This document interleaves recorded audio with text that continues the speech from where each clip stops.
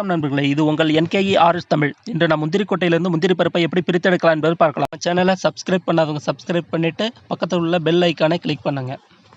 பருப்பை 3 விதமாக பிரித்தெடுக்கலாம். 1 பச்சை காயிலிருந்து பிரித்தெடுப்பது, 2 காய்ந்த முந்திரி கொட்டையிலிருந்து பிரித்தெடுப்பது, 3 நெருப்பில் சுட்டு பிரித்தெடுப்பது. நெருப்பில் சுடுறதுன்னா இந்த டைரக்ட் ஹீட்டில் சுட்டு எடுக்கிறது. இதில் இப்போ நம்ம பச்சை காயிலிருந்து எப்படி முந்திரி பருப்பு பிரித்து எடுக்கிறதுன்னு பார்த்துட்ருக்கோம். ப்ராசஸ் பாருங்கள் எப்படி எடுக்கிறாங்கன்னு. இந்த கையில் வந்து இந்த பால்னு சொல்லுவாங்க, அனகார்டிக் ஆசிட் இருக்கும் அந்த தோலில். அதை படாமல் இருக்கிறதுக்காக தான் அந்த சாம்பல் போட்டிருக்காங்க. அது பட்டுச்சுன்னா கையில் காயமாயிடும்.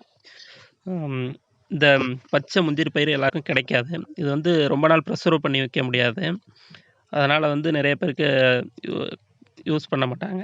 இது வந்து நிறையா சாம்பார், முந்திரி பயிர் சாம்பார், முந்திரி பயிர் முட்டை பொரியல், நான்வெஜ் எல்லாம் யூஸ் பண்ணலாம். ரொம்ப டேஸ்ட்டாக இருக்கும். நெக்ஸ்ட் இப்போ காஞ்ச முந்திரி கொட்டையிலிருந்து முந்திரி பருப்பை எப்படி பிரித்து எடுக்கிறதுன்னு பார்க்கலாம்.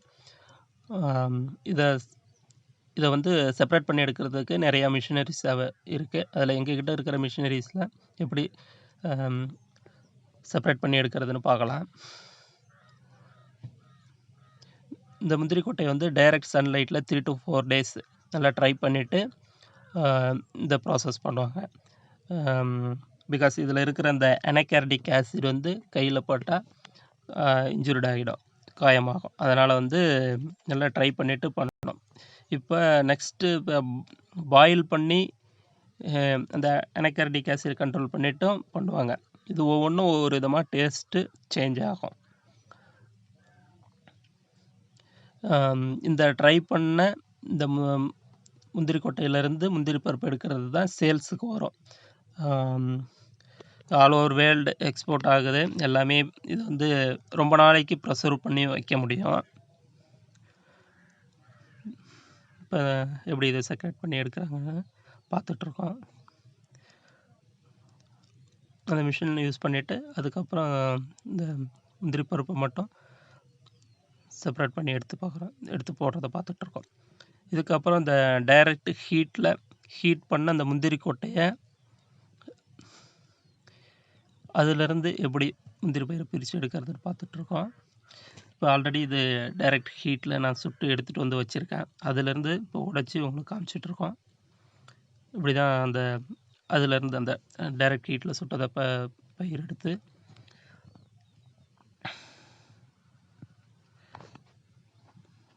இதுவரை பார்த்து நம்ம இந்த 3 விதமான ப்ராசஸில் இருந்து எடுத்த முந்திரி பருப்பு உங்களுக்கு வியூ பண்ணி வச்சுருக்கேன். இதில் ஃபஸ்ட்டு உள்ளது பார்த்தீங்கன்னா அந்த பச்சை காயிலிருந்து எடுத்தது. இதுதான் வந்து நம்ம முந்திரி பயிர் சாம்பாரில் யூஸ் பண்ணலாம், முந்திரி முட்டை பொரியல் வைக்கலாம், நான்வெஜ்ஜில் யூஸ் பண்ணலாம். இதோட டேஸ்ட் ரொம்ப டிஃப்ரெண்ட்டாக இருக்கும். இந்த பச்சை முந்திரி பயிர் உங்களுக்கு கிடைச்சா நீங்கள் ட்ரை பண்ணி பாருங்கள். இதோட டேஸ்ட் ரொம்ப டிஃப்ரெண்ட்டாக இருக்கிறத நீங்கள் அப்சர்வ் பண்ணுவீங்க. நெக்ஸ்ட்டு பார்த்தீங்கன்னா இந்த காய்ந்த முந்திரி கொட்டையிலேருந்து எடுத்த முந்திரி பயிர். இது நம்ம ரெகுலராக ரொட்டீன் லைஃப்பில் யூஸ் பண்ணக்கூடியது தான். அது ரெகுலராக நம்ம யூஸ் பண்ணிக்கிட்டு இருக்கிறது. இது ரொம்ப நாள் ப்ரிசர்வ் பண்ணி வைக்கலாம். இப்போ ஃபஸ்ட்டு உள்ளது பார்த்ததுக்கும் செகண்ட் உள்ளது நம்ம சாப்பிட்டு பார்த்தோன்னா இதோட டேஸ்ட்டும் ரொம்ப டிஃப்ரெண்ட்டாக இருக்கும். நெக்ஸ்ட்டு நம்ம தேர்ட் உள்ளது பார்த்தோன்னா இந்த டைரக்ட் ஹீட்டில் நெருப்பில் சுட்டு அதிலேருந்து முந்திரி பருப்பு பிரித்து எடுத்தது. இதோட டேஸ்ட்டு இந்த ஃபஸ்ட்டு 2 விட இது ரொம்ப டிஃப்ரெண்ட்டாக இருக்கும்.